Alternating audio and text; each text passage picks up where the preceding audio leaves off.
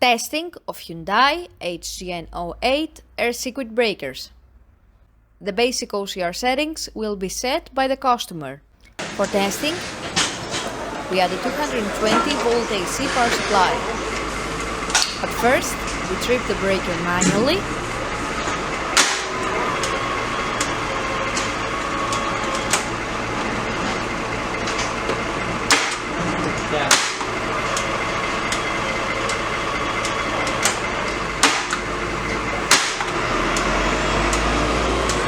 Then we trip the breaker with the help of the UVT.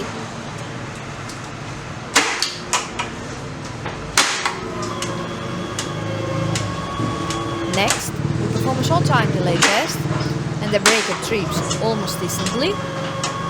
And lastly, we perform a long time delay test and after about 15 seconds, the breaker trips.